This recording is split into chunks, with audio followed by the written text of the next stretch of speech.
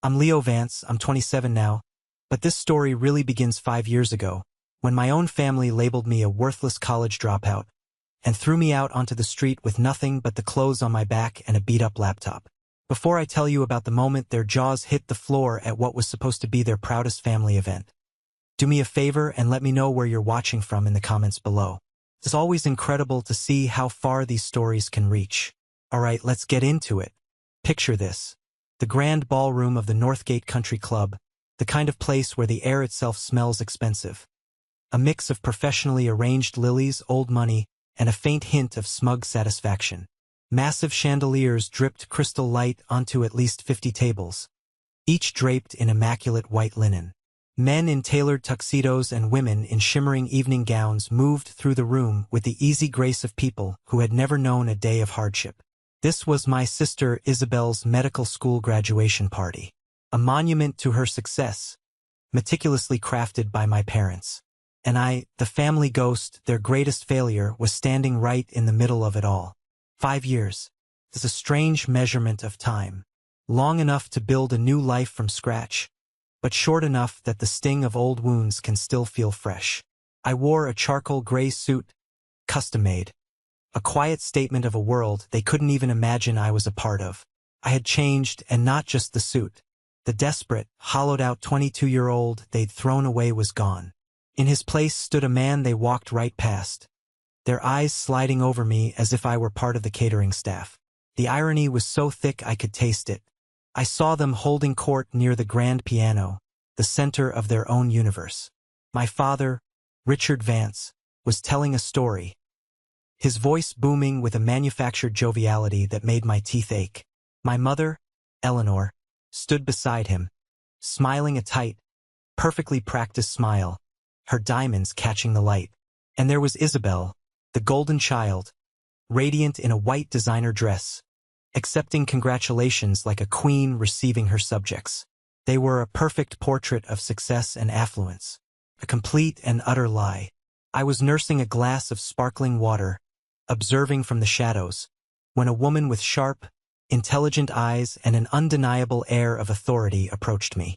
"I don't believe we've been introduced," she said, her voice warm but firm as she extended a hand. "I'm Evelyn Reed, Dean of the medical school." I shook her hand. It was a firm, no-nonsense grip. "Leo, it's a pleasure to meet you, Dean Reed." "Leo," she repeated, her brow furrowing just slightly as she tried to place me. "Are you a colleague of Isabel's?" I took a slow sip of water, my eyes drifting over to my sister, who was now posing for a photo with our beaming parents. "You could say I know her," I replied, the words laced with an irony only I could understand. The dean followed my gaze. "Ah, the Vances, powerful family. Richard has been an incredibly generous donor to the university's new research wing." She turned back to me, her expression one of polite curiosity. "So, how exactly do you know her?" I let the question hang in the air for a moment. I met her eyes and gave a small, unreadable smile. "You have no idea." They had no idea who I was, what I had become, or why I was really there. They saw a stranger in a nice suit. They were about to see the ghost they thought they had buried 5 years ago. My father was walking towards the small stage now, tapping a champagne flute with a spoon for attention. The show was about to begin. But to understand the explosion that was coming, you need to understand the long, slow burn that led to it. You need to go back 5 years, to the night my world ended so a new one could begin. 5 years earlier, the Vance family home was less of a home and more of a museum dedicated to my sister's achievements. Her trophies lined the mantelpiece. Her academic awards were framed in the hallway, and dinner conversations orbited her like planets around a sun. My father, Richard, presided over the dinner table like a judge, and I was perpetually on trial for the crime of not being Isabel. "Isabel, your debate coach called me today," my father would announce, slicing into a piece of steak. "Said your rebuttal in the finals was the sharpest he's seen in a decade. A born litigator, that's what he called you. Of course, you'll make a better doctor." "Oh, Richard, don't embarrass her," my mother Eleanor would say, though her eyes shone with pride. "She's just naturally gifted at everything she does." Isabel would give a small, practiced shrug. It was nothing, really. Then, the full weight of their attention would pivot to me, and the temperature in the room would drop by 20 degrees. Leo, my father would sigh, putting down his fork. Your academic advisor called me, too. Said you're in danger of failing corporate finance. It's not that I can't do it. I try to explain, my voice small. It's just, I don't find it engaging. My mind wanders. Wanders where, son? He'd ask, his voice dripping with condescension. To your little doodles? Doodles. That's what they called my passion. My art. My future. To them, my sketchbooks were evidence of a defective mind, a distraction from the real world of business and finance he had preordained for me. The pattern was established long before college.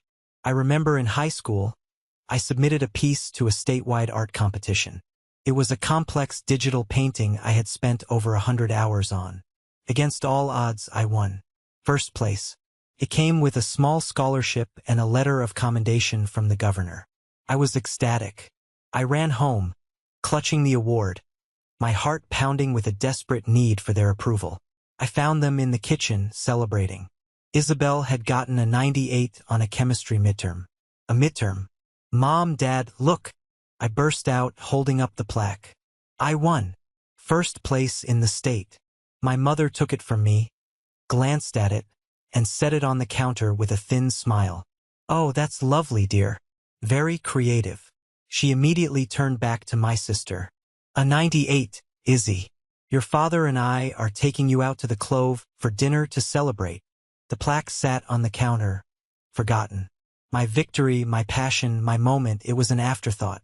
An interruption to the main event, which was, as always, Isabel. It was a clear message. Your achievements are a cute hobby.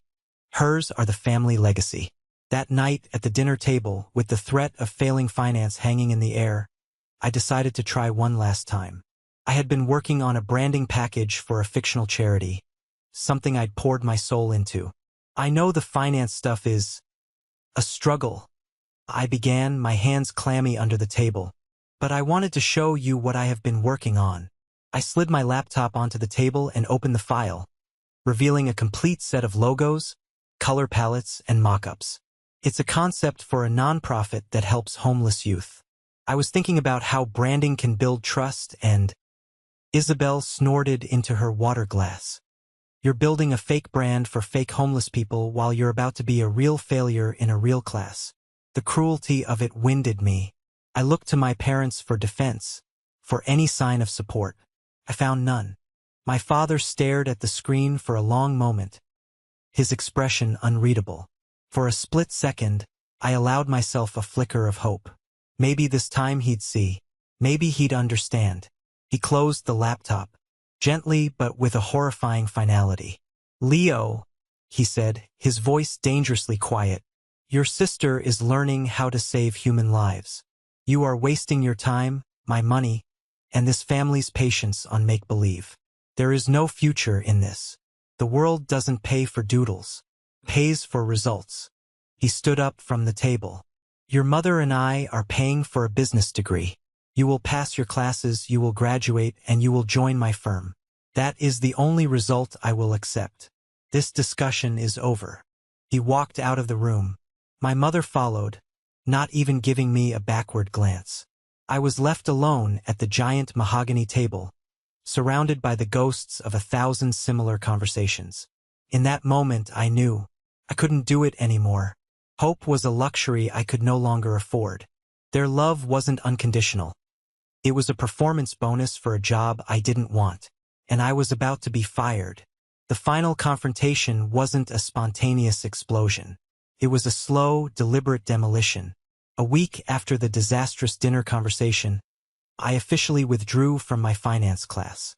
I knew it would trigger an alert to my father, who monitored my academic progress like a hawk. I spent that week in a state of quiet terror, packing a duffel bag in secret, gathering the few things that mattered. My laptop, my hard drives full of design work, my sketch pads, and a faded photograph of my grandmother. The call came on a Sunday evening. My office, now, was all my father said before hanging up. The study felt like a courtroom. My father sat behind his massive desk. My mother stood by the fireplace, her arms crossed, her expression like stone. My academic withdrawal notice was on the desk between us. "Explain this," my father said. It wasn't a question. It was a command. "I can't do it, Dad," I said, my voice steadier than I expected. "I'm not a businessman. I'm a designer. I've enrolled in 2 online design certification courses. I'm going to build a portfolio and get a job in a field I'm actually good at." "You are good at what I tell you you're good at," he roared, slamming his fist on the desk, making the lamp jump. "You are a Vance. We are not flighty, starving artists. We are leaders, financiers. Do you have any idea the shame you are bringing on this family?" "What shame?" I shot back, my own voice rising. "The shame of being different? The shame of not being a carbon copy of you? Or is it just the shame of having a son who isn't Isabel?" That hit a nerve. My mother flinched. "Do not bring your sister into this," she hissed. "Your sister has worked for everything she has. She has never disappointed us. You do nothing but disappoint. I disappoint you because I'm not her." I was on my feet now, my fists clenched. "I could cure cancer and you'd be disappointed it wasn't a high-yield investment. You've never once, not once, supported a single thing that I genuinely cared about." "Support?"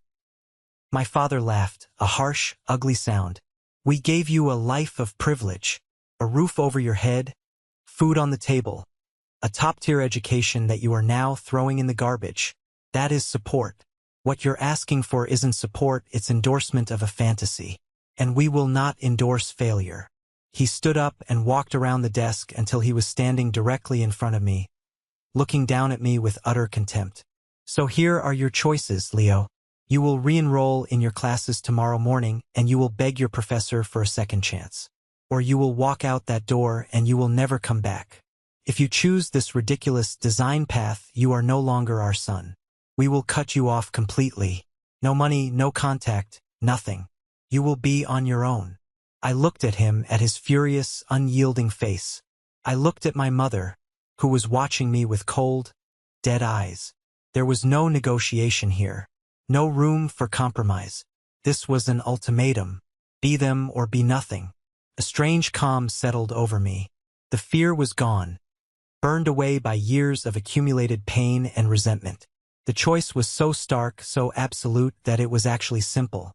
"I guess I'm on my own then," I said quietly. I turned without another word and walked out of the study. My duffel bag was already by the door. As I reached for the handle, my mother's voice, sharp as broken glass, cut through the silence behind me. "You're nothing but a worthless, ugly college dropout," she said, her voice dripping with venom. "Don't you dare show your face in this family again. Don't you dare." I didn't look back. I opened the heavy oak door, stepped out into the cold night air, and heard the deadbolt slide shut behind me. The sound was deafeningly final. It was the sound of my old life ending. I was 22 years old, homeless, and disowned. But for the first time in as long as I could remember, I was free. Freedom, it turned out, was cold and terrifying. The first night, I drove to a deserted parking lot overlooking the city and tried to sleep in the cramped back seat of my Honda Civic. Every creak of the car, every distant siren, sent a jolt of panic through me. The words of my parents echoed in the suffocating silence. Worthless. Disgrace. Dropout. The next few weeks were a descent into a kind of hell I hadn't known existed. I couch-surfed for a while, but you can only impose on friends for so long before their pity sours into resentment. I wore out my welcomes one by one, until there were no more doors to knock on. The car became my home. I learned the rhythm of homelessness. I knew which public parks had restrooms that were open early. I knew how to make a 99-cent cup of coffee from a gas station last for 3 hours to use their Wi-Fi. I learned to ignore the gnawing hunger in my stomach and the deeper, more painful hunger for a kind word or a safe place to sleep. Depression was a constant companion, a heavy, wet blanket that smothered every spark of hope. I'd sit in my car during torrential downpours, watching the world go by, feeling completely invisible. In those moments, I came dangerously close to believing my parents were right. Maybe this was all I deserved. A failure living in a metal box going nowhere. I got a job washing dishes at a 24-hour diner. It was brutal, thankless work. My hands were perpetually chapped and smelled of grease and bleach.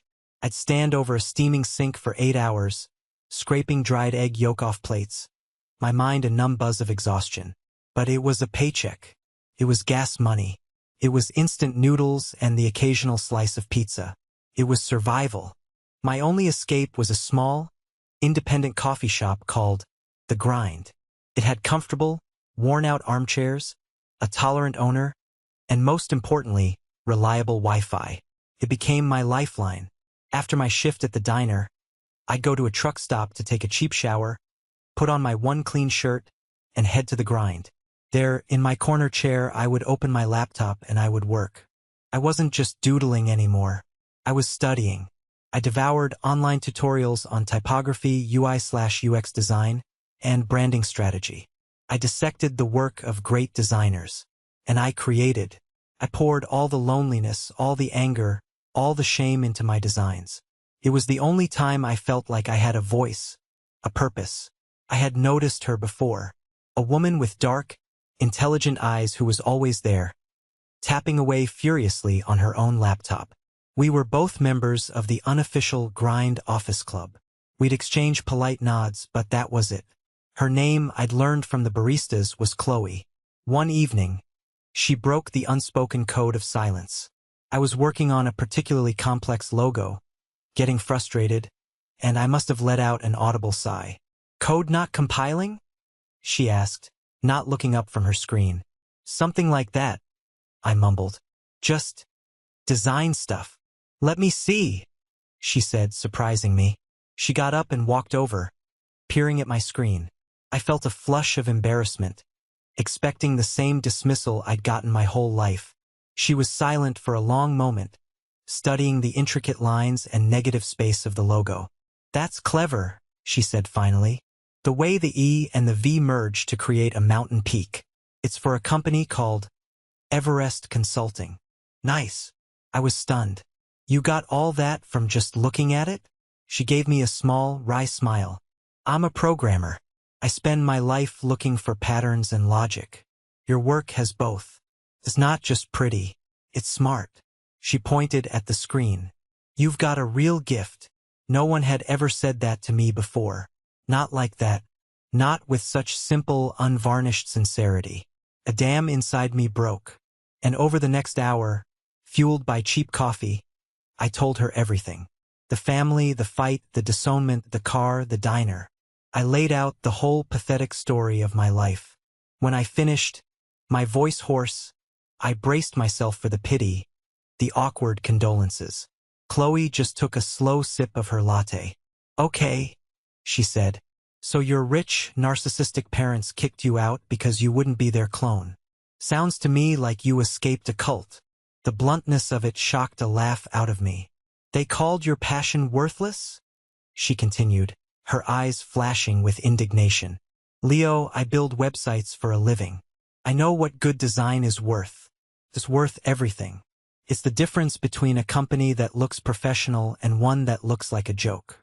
What you do has real, tangible value." She leaned forward, her expression serious. "I've got a client right now, a small organic bakery. Sweet people, great product, terrible website.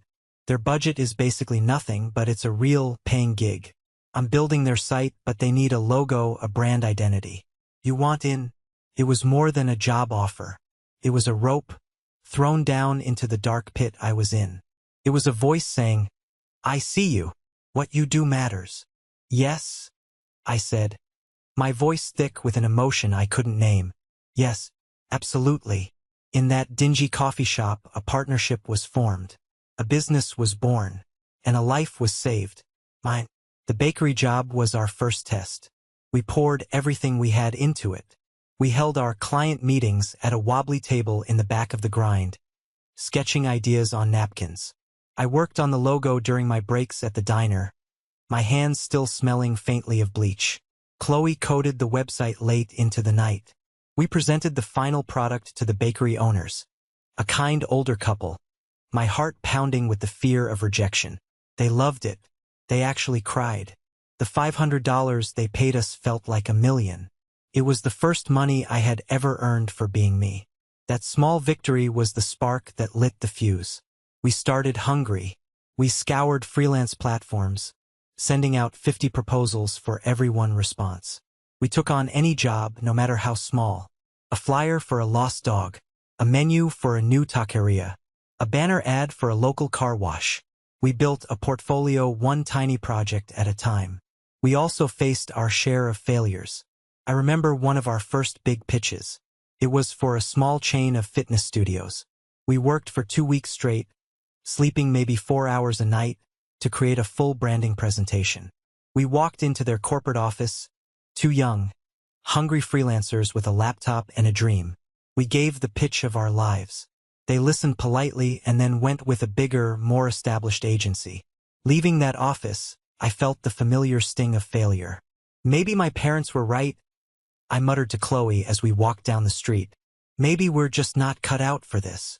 Chloe stopped in the middle of the sidewalk and turned to face me. "Don't you dare," she said, her voice fierce. "Don't you dare let them get in your head. We lost one pitch. One. Did you see the look on their faces when you presented the concepts? They were impressed. We were just too small, too new. We're going to lose more. That's how this works. You get knocked down, you get back up, and you aim for a bigger client. Now let's go get some pizza and figure out how to land the next one." Her belief in me was relentless. It was the scaffolding that held me up while I was still rebuilding my own sense of self-worth. After 6 months of this grueling routine, I finally saved enough to quit the dishwashing job. It was one of the best days of my life. I walked out of that diner, threw my grease-stained apron in a dumpster, and never looked back. A week later, I moved into a tiny studio apartment. The shower had 2 settings, scalding hot and ice cold, and the guy next door played the tuba at 3 a.m., but it was mine. It was a home. Chloe and I decided to make it official. We pooled our meager savings, registered an LLC, and gave our partnership a name. Innovate Leo. It was Chloe's idea. "Because you're the innovator," she said. "And because it's going to piss your family off someday when they see it." We moved from the coffee shop to a shared co-working space, a single desk that we split. And we started aiming higher. We targeted tech startups, companies that valued fresh ideas over stuffy corporate pedigrees. Our portfolio, once filled with small local businesses, started to include sleek, modern brands. Our big break came about a year and a half in. We landed a meeting with Mark Jennings, the notoriously demanding CEO of a rising star in the fintech world, Viridian Dynamics. Every design agency in the city was vying for their rebranding contract. We were the undeniable underdogs. We walked into a boardroom that overlooked the entire city. I was terrified, but as I started talking about the design philosophy, about the story we wanted to tell with their brand, the fear melted away. I was in my element.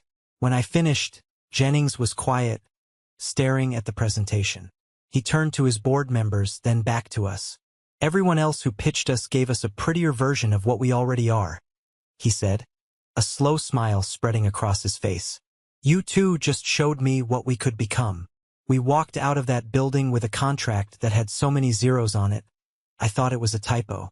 That night, sitting with Chloe on the floor of our tiny co-working space, surrounded by empty pizza boxes, I finally understood. My father was wrong. The world did pay for doodles, and it paid very, very well. That contract wasn't just a foundation for our company. It was the foundation for the rest of my life. 5 years is a lifetime. The man who received that email on a Tuesday afternoon was a stranger to the boy who had been kicked out of his home. That boy was scared, broken, and desperate. This man was the CEO of his own company. Innovate Leo had a team of 12 brilliant employees, a waiting list of clients, and a reputation for being one of the most creative agencies in the country. I owned a condo downtown with a view that still took my breath away. The dull ache of my family's betrayal had faded, replaced by the vibrant, demanding pulse of a life I loved. I had built a fortress around myself, not of anger, but of success and new relationships. My team wasn't just my employees. They were my family. Chloe was my partner in every sense of the word, the sister I should have had. The Vances were a chapter in a book I had long since closed and put on a high shelf to gather dust. Then the email arrived. It was from a Helen Gable, a name that dredged up memories of my mother's charity luncheons and the cloying scent of Chanel No. 5, a professional gossip columnist who disguised herself as a housewife. The subject line was almost comically cheerful. A celebration for Isabel. My immediate, visceral reaction was to slam my laptop shut. It felt like a home invasion, a violation of the safe world I had so carefully constructed. My finger hovered over the delete button, my heart hammering against my ribs. A full-blown fight-or-flight response. "Leo, you look like you're about to throw your computer out the window," Chloe said from her desk. Her ability to read my mood was almost telepathic. I swallowed hard, forcing the panic down. "It's from them," I said, my voice strained. "Well, from one of their cronies." I turned the monitor so she could see. She read the ostentatious digital invitation, her lips thinning into a hard line. A photo of Isabel, looking impossibly perfect in her cap and gown, smiled out at us. "Richard and Eleanor Vance request the pleasure of your company."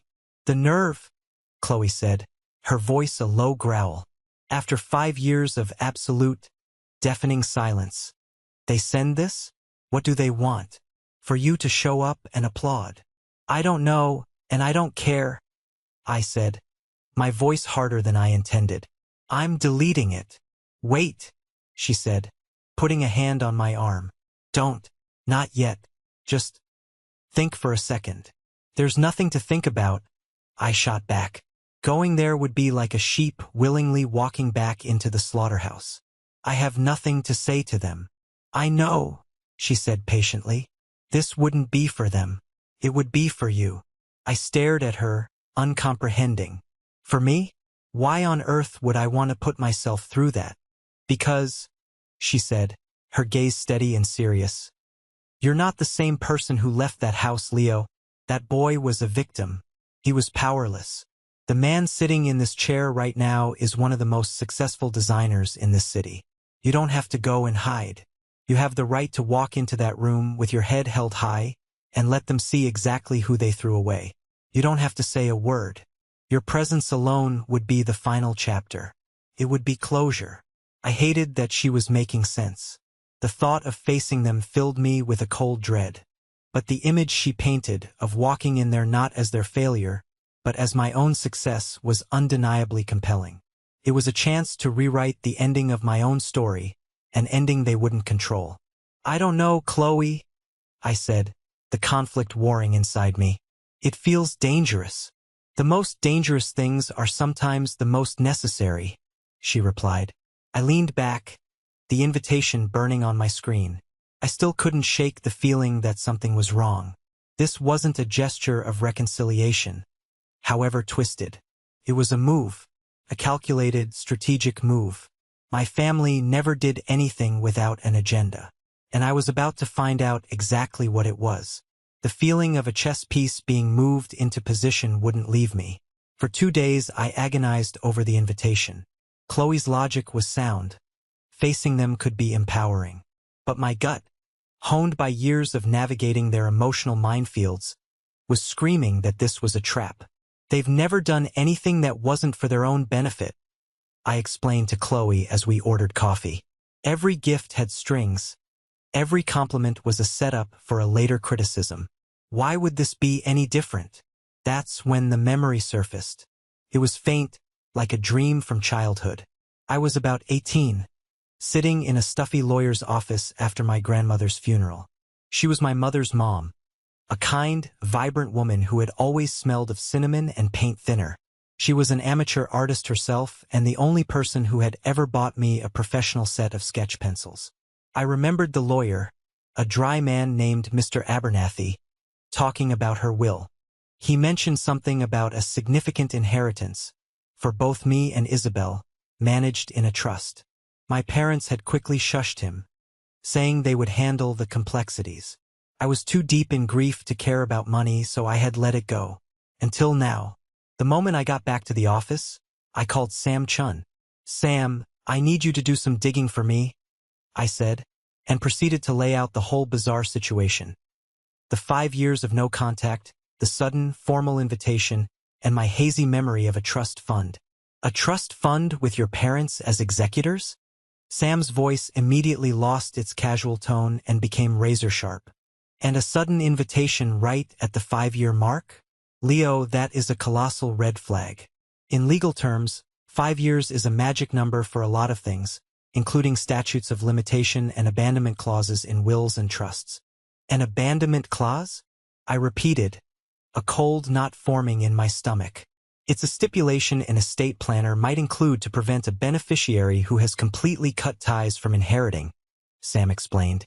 For example, if a child abandoned their elderly parent, this clause could prevent them from swooping in to collect after the parent passes. But it can be manipulated. "Tell me everything you remember about your grandmother." I told him about her love for art, her encouragement, how she was the one person who saw my passion as a gift.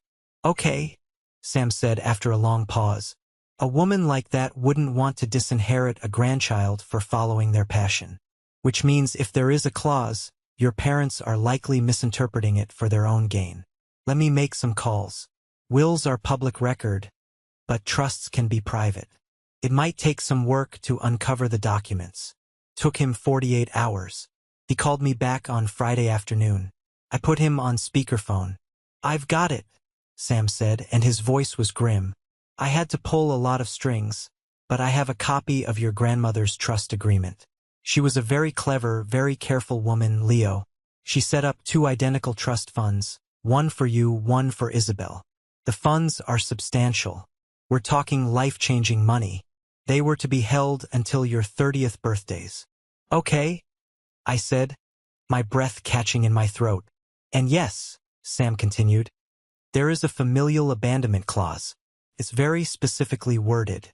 It states that if a beneficiary is shown to have willfully abandoned all attempts at familial relations for a continuous period of 5 years, their trust is forfeited and absorbed by the siblings' trust. The execution of this clause requires the trustees, your parents, to demonstrate they made a good faith effort to reestablish contact, which was willfully rejected.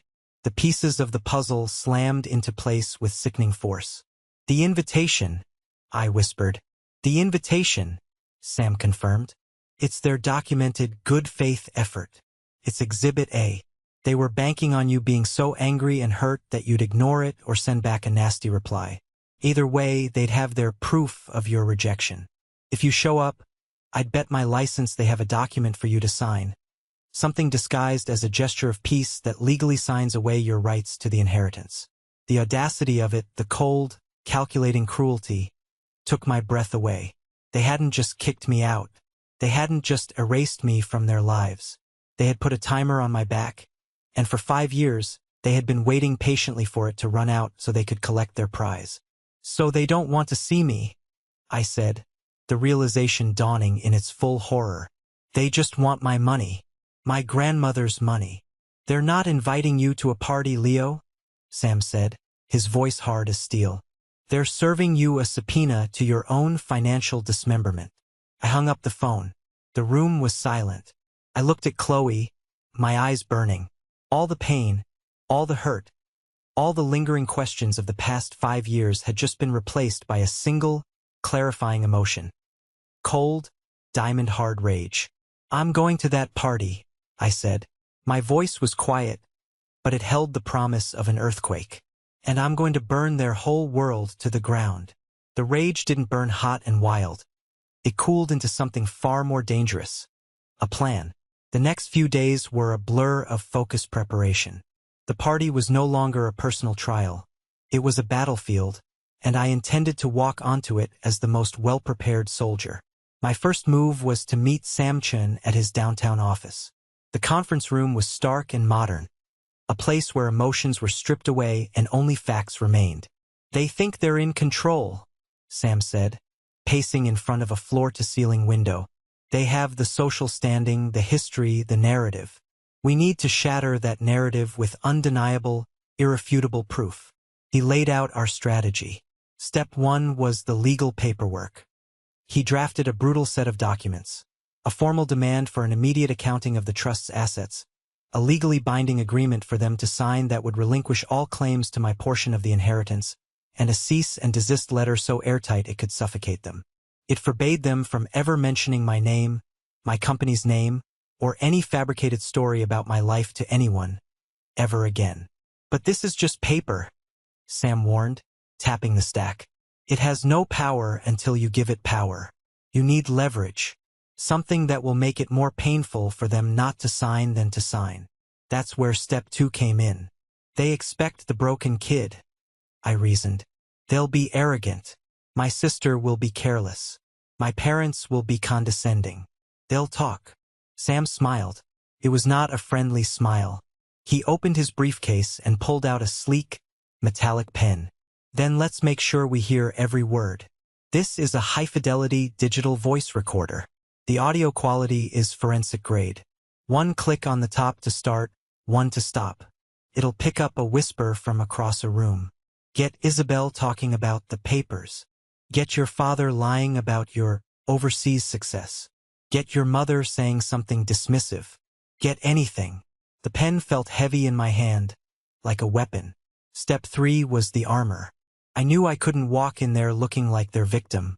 I went to a tailor my father despised for being too modern and had a suit made. Charcoal gray wool, sharp lines, perfect fit. It was a suit that didn't scream for attention. It commanded it.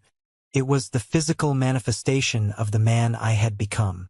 The night before the party, I was in my condo practicing. I stood in front of a mirror, trying to project an aura of calm confidence I didn't entirely feel. What would I say? How would I react when I saw them?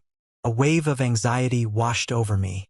The old fears, the old feelings of worthlessness, were still there, lurking beneath the surface. My phone buzzed. It was Chloe. Final pre-battle check-in, she said. How's the soldier? Nervous? I admitted, my voice barely a whisper. What if I can't do it, Chloe? What if I see them and I just freeze? You won't, she said, her voice a rock of certainty. Listen to me, Leo. Tomorrow, when you walk into that room, I want you to remember something. Remember sleeping in your car on that freezing November night. Remember the smell of the dishwater at the diner. Remember losing that first big pitch and feeling like a failure. And then, I want you to remember landing the Viridian Dynamics contract.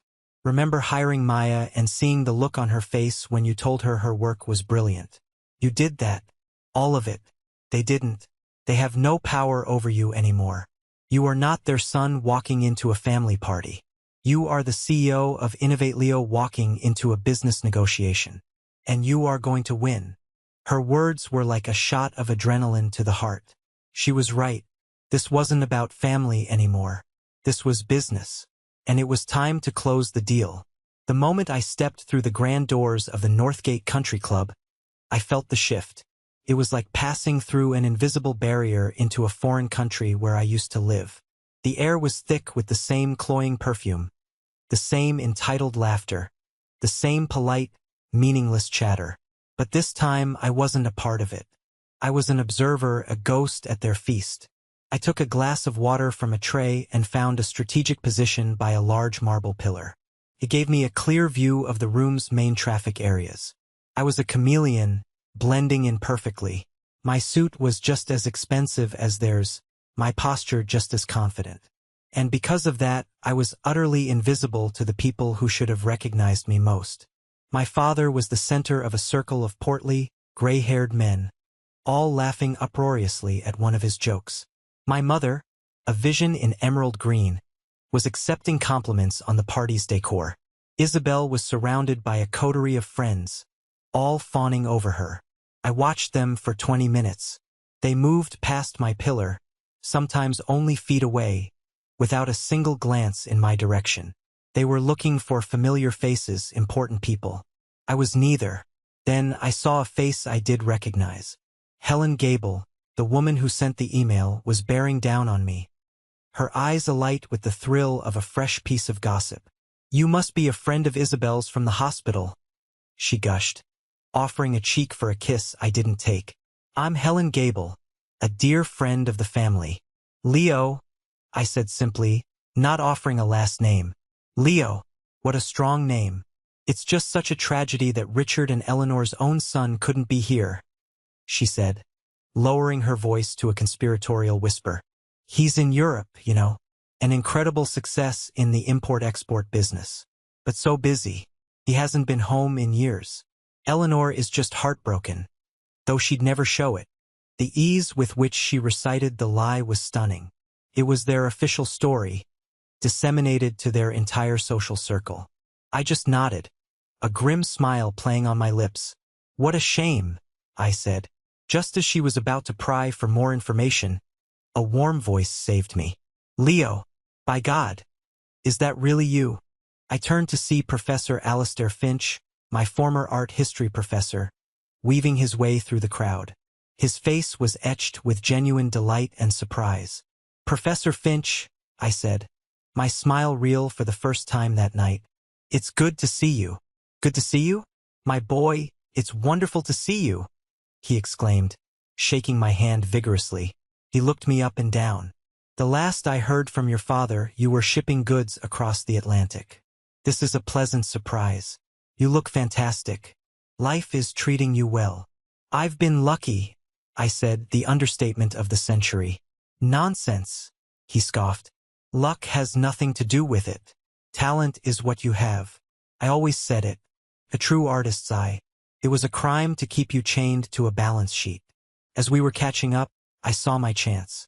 Isabel, looking annoyed, had broken away from her friends and was heading toward a secluded alcove to take a call.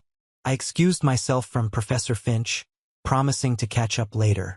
I followed her at a distance, my hand going to my jacket pocket. I rounded a corner decorated with a large floral arrangement, putting me just out of her line of sight but only 10 feet away. I clicked the top of the pen. Her voice was a sharp, angry hiss. I don't care if it's awkward, Mother. He's not even here. How am I supposed to get him to sign the papers if he doesn't show up? What do you mean, be charming? I'm not going to grovel. I just need his signature on the waiver. The lawyer said that without it, we can't touch the inheritance. Yes, I'll tell him it's about the college fund, some nonsense about updating the estate. Just make sure Dad brings the document. I want this done tonight. I've waited 5 years for this money. Every word was a nail in her coffin. Waiver, inheritance, college fund. 5 years. She had just narrated their entire criminal conspiracy. I clicked the pen again, stopping the recording. I straightened my tie, the adrenaline singing in my veins. I had the leverage. I had the weapon. I stepped out from behind the flowers and walked back into the heart of the party, a predator who had just marked his prey. The time for hiding was over. The gentle chime of a spoon tapping against a champagne flute silenced the room. My father, Richard Vance, stood on the low stage, basking in the spotlight, his face aglow with pride and a little too much expensive scotch. Friends, esteemed colleagues, family, he began. His voice a smooth, practiced baritone that had charmed boardrooms and investors for decades. Thank you. Thank you all for coming tonight to celebrate a truly momentous occasion. My daughter, Isabel Vance, M.D. He paused, letting the title hang in the air as a wave of applause rippled through the ballroom. My mother, standing near the stage, dabbed at a perfectly dry eye with a silk handkerchief. It was masterful theater. Brilliance, dedication, a relentless pursuit of excellence. My father continued, his voice swelling with emotion. These are the values we, as a family, hold most dear. Isabel embodies all of them. She has made us prouder than words can ever say.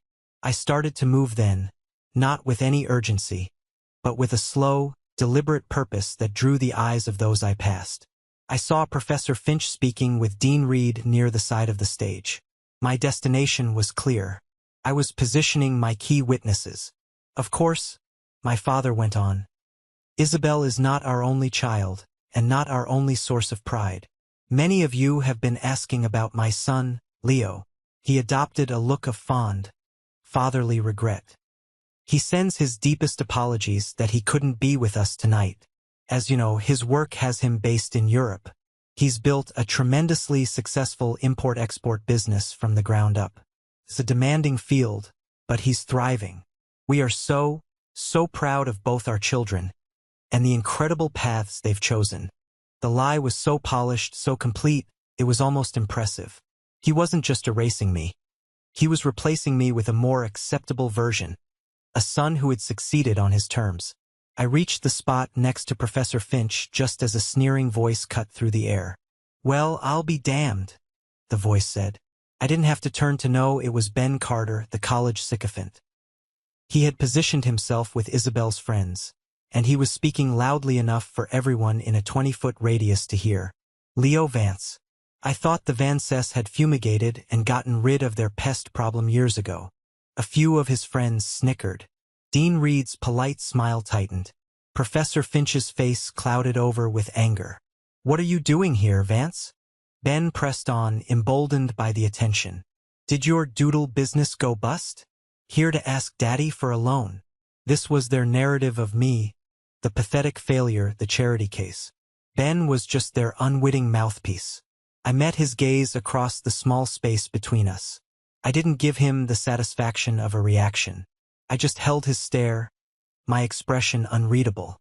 Before the silence could become awkward, Professor Finch stepped forward, his posture radiating academic authority.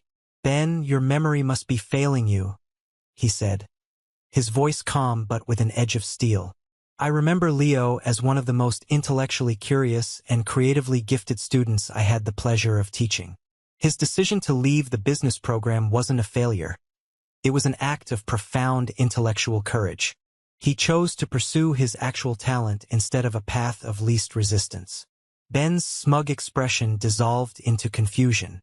He had been publicly corrected by a respected academic. I just meant," he stammered, looking to his friends for support they didn't offer. "I know exactly what you meant," I said, my voice quiet but carrying the weight of finality. I turned my back on him, a gesture of complete dismissal, and focused my attention back on the stage. My father was raising his glass. "So, a toast to my daughter, the doctor, and to the Vance family, a legacy of success." "To success," the crowd echoed. As the applause died down, I caught my father's eye. He was looking right at me. The jovial mask dropped. His face cycled through a series of emotions in a split second. Confusion, disbelief, recognition, and then a surge of pure, undiluted fury. The look in his eyes said it all. "How dare you show your face here? How dare you ruin our perfect night?" He had no idea.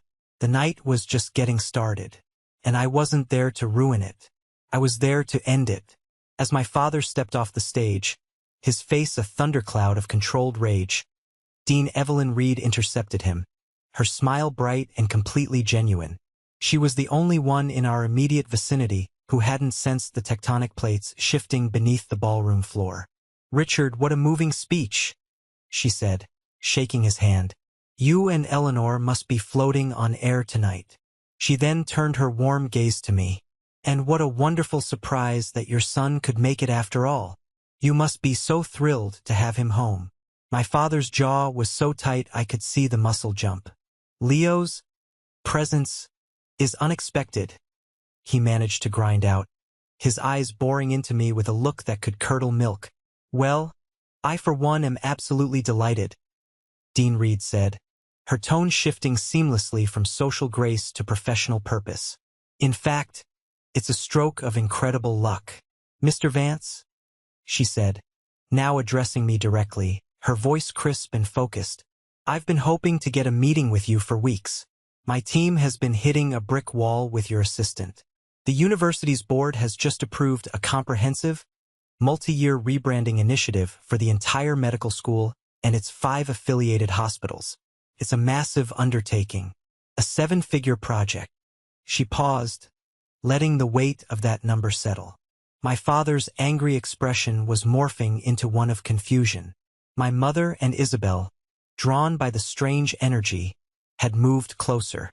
After an exhaustive 6-month search, Dean Reed continued, her eyes alight with professional admiration. Reviewing proposals from every top agency in the state, the board has made a unanimous decision. The firm we've chosen, the firm we believe is the only one with the vision to execute this, is Innovatio. The silence that followed was not merely an absence of noise. It was a physical presence. It was a vacuum that sucked the air out of the room. I could feel the individual heartbeats of the people around me. My father stared at her, then at me, then back at her. His brain was visibly short-circuiting, trying to process the impossible words he had just heard. Innovate, Leo? He stammered, the name foreign and strange on his tongue. What are you talking about? His company? Dean Reed said, a hint of confusion in her own voice now, as if she couldn't comprehend why this wasn't common knowledge. Leo Vance is the founder and chief creative officer of Innovatio. Honestly, Richard, you should be boasting. They're the most sought-after design and branding agency on the entire West Coast right now. We were genuinely concerned he wouldn't even have time for a project of our scale. This was it. The moment of detonation. The perfect, beautiful, catastrophic twist.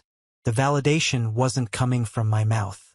It was coming from the dean of my sister's medical school. A woman whose opinion and whose money held more weight in my father's world than anything I could ever say or do. My mother's perfectly lipsticked mouth fell open. A tiny, almost silent gasp escaped her lips. Her face went as white as the tablecloths. Isabel looked as if she had been physically struck, her eyes wide with a dawning horror. That's a lie, Eleanor whispered, her voice a reedy, desperate sound. He's a college dropout. He washes dishes. Dean Reed's eyebrows shot up into her hairline. She looked from my mother's frantic expression to my calm one. He's a visionary, she corrected, her voice now holding a distinct chill. I finally spoke. My voice was quiet, yet it seemed to boom in the suffocating silence. It's true. All of it. I let my gaze travel from my father's stunned face, to my mother's horrified one, to my sister's crumbling one. Funny, isn't it? The worthless dropout, who washes dishes, is the one you're all now desperately hoping to hire. My father finally found his voice, a pathetic attempt at salvaging the situation. Now, son, let's not be dramatic, he said, trying to force a laugh. We're incredibly proud of you. We always have been. We just didn't know all the details of your success. Details? I repeated, and this time I did laugh, a short, humorless bark. You call 5 years of lies a detail? You call telling everyone I work in import-export a detail? What about the most important detail of all? The real reason you invited me here tonight. I turned my full attention to my sister, who flinched as if I had raised my hand. You had some papers for me to sign, didn't you, Izzy? A waiver? Something about updating the family's college fund? Or should we be more honest and call it what it is? A coordinated, 5-year plot to commit fraud and steal my inheritance from our grandmother. That is a vile, disgusting accusation, my mother shrieked, her carefully constructed composure shattering completely. Is it? I asked calmly. I reached into my jacket pocket and pulled out the pen. I held it up between my thumb and forefinger. Because this pen is a digital recorder. And it has a crystal-clear recording of you, Isabel, on the phone with Mother not 2 hours ago, outlining your entire plan. Every single sordid detail. I didn't have to play it. The sight of the pen, combined with the absolute certainty in my voice, was enough. The color drained from Isabel's face. My father looked at the pen as if it were a snake poised to strike. The small crowd of onlookers around us gasped. The whispers were no longer whispers. They were a rising tide of scandal. The Vances, the perfect family. Thieves, liars, frauds. Their reputation, the currency they valued above all else. Above decency, above honesty, above their own son, was going up in flames. And I was the one holding the match. This was the moment everything changed. The moment I finally took back control of my life. Thank you for sticking with me to this point. You guys are amazing. If you could, Please hit that like button and comment the number 1 down below, just so I know you've been on this journey with me. It not only helps more people find this story, but it also lets me know that my experiences mean something to someone out there. Your support is the biggest motivation for me to continue sharing the rest of this journey. The implosion was swift and total. The party died. The music faded. The laughter stopped. The only sound was the rising murmur of shocked whispers. Guests who had been fawning over my parents' minutes before were now staring, their faces a mixture of pity and contempt. My family had become a spectacle, a real-life soap opera unfolding in the middle of the ballroom. My father, a man who had commanded boardrooms his entire life, was rendered utterly impotent. He opened his mouth, then closed it again, no words coming out. He was a king whose castle had just crumbled around him, leaving him exposed and powerless on a pile of rubble. My mother was the first to react. Her instinct for self-preservation, honed over a lifetime of social climbing, took over. She grabbed my father's arm. "Richard, we're leaving. Now," she hissed, her voice low and venomous. She tried to pull him, but he was frozen. Isabel, however, completely fell apart. Her perfect night, her coronation, was now a public trial where she was the lead defendant. Sobs racked her body, ugly, gasping sounds. "You ruined it!" she shrieked at me, tears carving black mascara tracks down her pale cheeks. "You ruined everything. This was my night. It was supposed to be about me." The breathtaking narcissism of her outburst, even now, was astounding. After being caught in a conspiracy to defraud me, her primary concern was that her party was spoiled. "You ruined your own night, Isabel," I replied, my voice calm and even. The anger had passed, leaving behind a cold, clear emptiness. "You ruined it 5 years ago when you stood by and watched them throw me out. You ruined it every day since when you let them lie about me. And you sealed the deal tonight when you tried to steal from me. This isn't on me. This is the bill for your own actions finally coming due." Dean Reed, looking mortified to be caught in the middle of this domestic warfare but also undeniably resolute, stepped forward. She addressed my parents with a tone that was pure ice. "Richard, Eleanor, I agree with your wife. It is time for you to leave." The command was unmistakable. She then turned to me, and her expression softened fractionally. "Leo, my office will be in touch with your office on Monday morning to schedule a preliminary project meeting." It was a public execution of their social standing. In front of everyone, she had dismissed them and legitimized me. That's what finally broke my father's paralysis. The thought of losing the university's prestige, the social capital of being a major donor, was more horrifying to him than anything else. He allowed my mother to drag him away, his movements stiff and jerky like a puppet with its strings cut. Isabel stumbled after them, her sobs echoing in the now silent room. As they made their retreat, pushing through the crowd of staring guests who parted for them as if they were lepers, my mother turned her head and shot me one last look. It was not a look of sadness or regret. It was a look of pure, unadulterated hatred. It was the look you give to an enemy who has burned your city to the ground. It was the last real emotion I would ever see from her. Professor Finch came over and laid a heavy hand on my shoulder. His eyes were misty. "Leo," he said, his voice thick, "that was the bravest thing I have ever witnessed. I am so sorry you had to do it. But my God, I am proud of the man you have become." I could only nod, a lump forming in my throat. I looked around the room, at the debris of a life I never wanted and a family I no longer had. I didn't feel triumphant. I didn't feel happy. I just felt quiet. For the first time in 5 years, the roaring in my head, the constant need to prove, to fight, to survive had finally stopped. There was only silence. And in that silence, there was peace. The conference room at Sam Chen's law firm was aggressively neutral. Beige walls, a polished mahogany table, and a single, sterile floral arrangement. It was a room designed to strip away emotion and leave only the cold, hard facts of legal agreements. I was there first, sitting at the head of the table.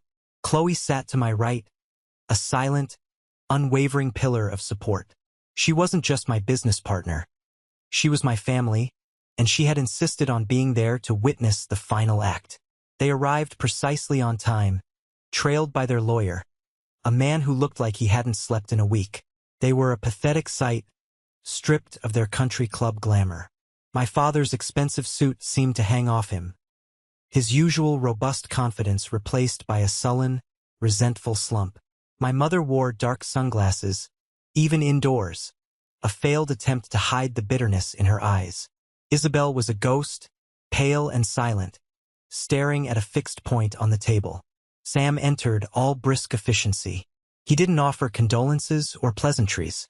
He was a surgeon here to make a clean incision. "Good morning," he said, placing a thick stack of documents in the center of the table. "We are here today to finalize the resolution regarding the trust fund established by the late Martha Dewinter for her grandson, Leo Vance.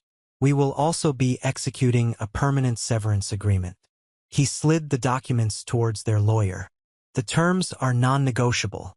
Your clients," he said, with a slight nod in their direction, "will immediately sign over any and all trustee authority they hold over Mr. Vance's inheritance. They will sign a binding relinquishment of any and all claims, now and in the future. And they will sign this cease and desist letter." Their lawyer, a man named Donald, began to read, his face growing paler with each paragraph. He leaned over and whispered frantically to my father, who just stared blankly, a broken man. This is extremely aggressive, Sam," Donald finally said, his voice trembling slightly. "Is it?" Sam replied, his voice dangerously soft. "Because from where I'm sitting, it's incredibly generous. My client is in possession of a digital recording that constitutes clear evidence of a conspiracy to commit felony fraud. He also has a list of over 50 influential witnesses who can attest to your client's slander and libel. What this document offers is my client's silence. It's a gift. The alternative is a lawsuit that will not only bankrupt your clients but will likely result in criminal charges. I suggest you advise them to take the gift." The threat, delivered so calmly, was utterly devastating. Donald swallowed hard and turned to my father. "Richard, he's right. You have to sign." My mother let out a small, choked sob from behind her sunglasses. She reached across the table, her hand trembling. "Leo, please," she whispered. "Don't do this to us. Think of the family. Think of our name." I looked at her, at this woman who was my mother. For a fleeting second, I felt a pang of something, a ghost of the love a son should have for his mother. But it was gone as quickly as it came. "Our name?" I replied, my voice level and cold. "You were the one who was willing to sacrifice your son to protect it. You were the one who was willing to commit a crime to enrich it. You don't get to use that word with me anymore." I looked at all three of them. "The family is a business that went bankrupt a long time ago. I'm just here to sign the dissolution papers. That was the end of it." With a hand that shook with barely suppressed rage, my father took the pen and signed his name. My mother followed, her signature a spidery, angry scrawl. And last was Isabel, who signed without even looking up. They stood to leave. My father paused as he passed my chair. "Leo," he croaked, his voice thick with a confusing mix of anger and something that might have been regret. I hope you're happy." "I am," I said simply. And the most surprising part was that it was the absolute truth. I watched them walk out of the room, three strangers I used to know. The heavy door clicked shut, and a 5-year war finally came to an end. Chloe reached over and squeezed my hand. I squeezed back. The past was finally where it belonged. Behind me. 6 months later, the view from my office window was different. Innovate Leo had exploded. The university rebranding was a landmark success, earning us a slew of industry awards and making us the agency everyone wanted to work with. We had moved into a new headquarters, a sun-drenched loft in the city's restored warehouse district. We'd had to hire 5 new people just to keep up with the demand. I was standing by the desk of Maya, our newest junior designer. She was a prodigy, a 22-year-old with a portfolio that had blown me away. Right now, though, she looked terrified, chewing on the end of a stylus as she stared at her screen. "I don't know, Leo," she said, her voice small. The client wanted something safe, but I had this bolder idea. I think it's better, but maybe it's too much. Maybe I should just stick to the brief. I looked at her design. It was audacious, vibrant, and utterly brilliant. It was exactly the kind of smart, courageous work that my family would have called a doodle. Maya, I said, leaning against her desk, let me tell you a secret. Clients don't always know what they want. They know the problem they have. Our job is to show them a solution they never could have imagined. I tapped her screen. This is that solution. It's risky, it's bold, and it's the right call. I'll back you up 100%. Trust your gut. The relief and gratitude that washed over her face was a bigger reward than any contract. In her, I saw a reflection of a younger me, someone full of talent but crippled by self-doubt. The fact that I could now be the person who gave her the confidence I never had. It felt like I was healing a part of my own past. I walked back to my office, and Chloe was there, holding up her phone with a triumphant grin. On the screen was a gossip column from a local society magazine. The headline read, Vance Family Downsizes. Northgate Mansion sold in quiet off-market deal. Looks like the mighty have fallen, Chloe said, not without a hint of satisfaction. I heard from a friend at the club that they were basically forced out. No one wanted to do business with Richard anymore after the incident. They lost half their clients in a month. I read the short article. It mentioned they had moved to a smaller condo across town. It was a concrete consequence, a tangible result of their actions. I expected to feel a surge of vindictive pleasure. Instead, I felt nothing. Their downfall didn't bring me joy. My success did. Their story was no longer intertwined with mine. My phone buzzed. It was a calendar alert. Lunch with Professor Finch. I met him at a small Italian restaurant near the university. He looked proud, happy, and at peace. He told me about his upcoming retirement, his plans to travel. You know, he said, swirling the wine in his glass, what you did that night, it took more than just courage. It took a profound sense of self-worth. To stand up to people who have spent your whole life telling you that you have no worth. That's a rare thing, Leo. I had good people on my side, I said, thinking of Chloe.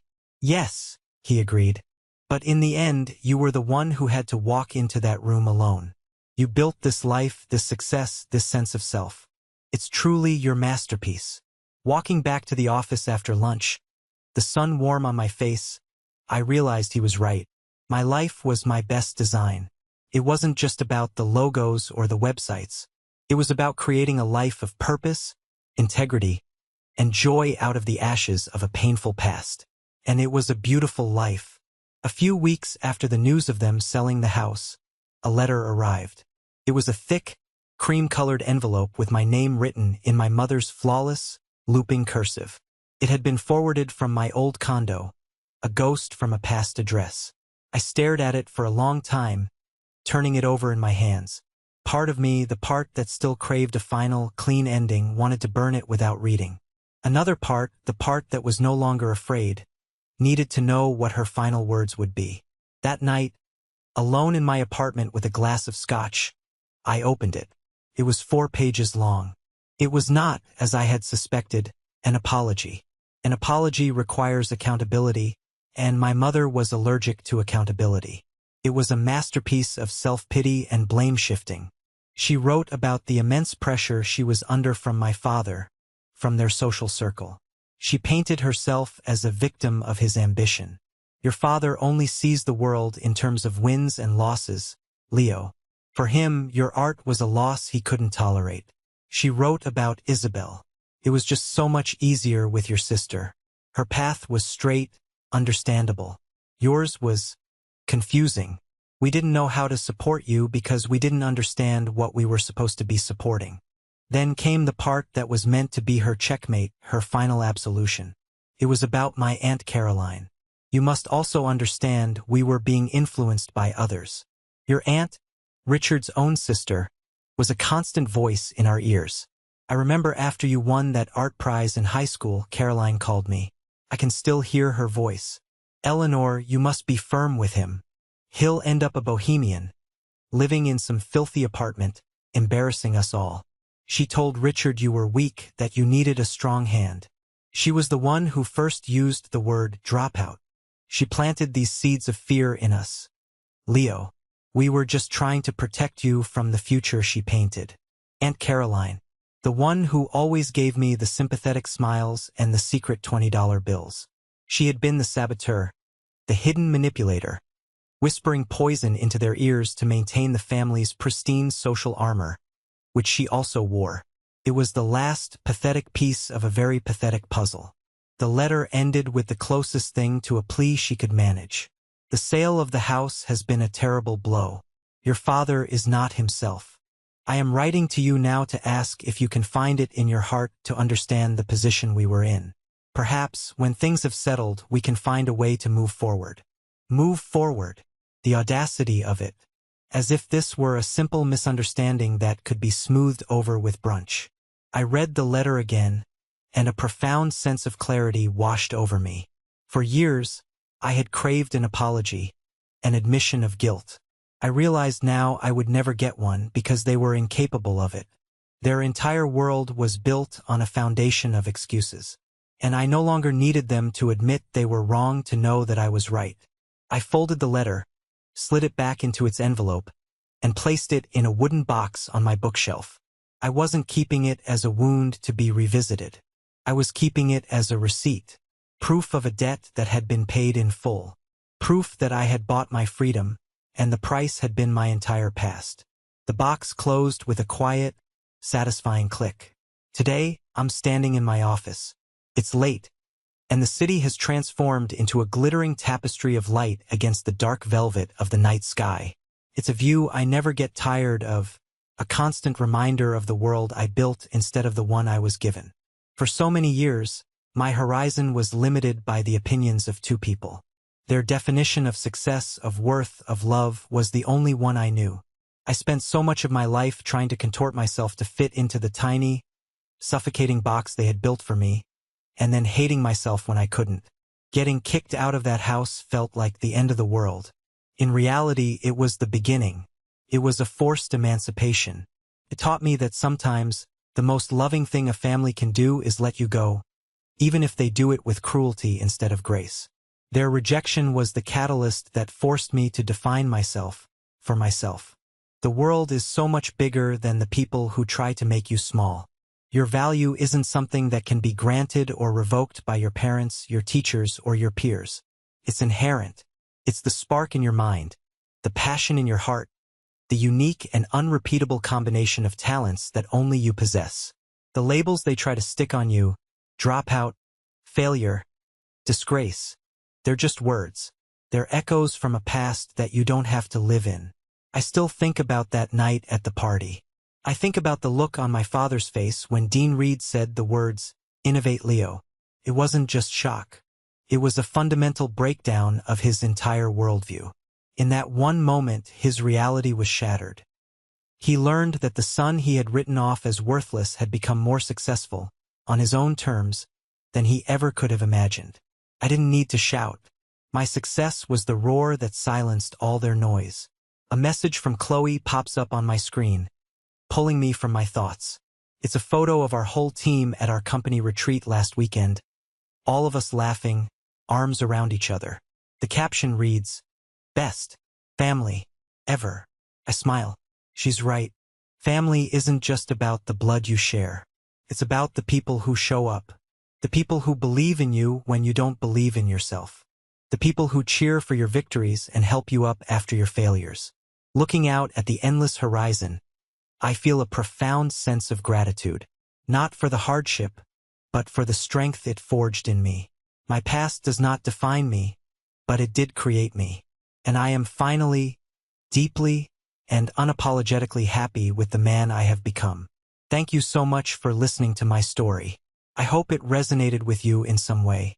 It's a strange and often difficult journey to find your own path, especially when the people closest to you are the ones standing in the way.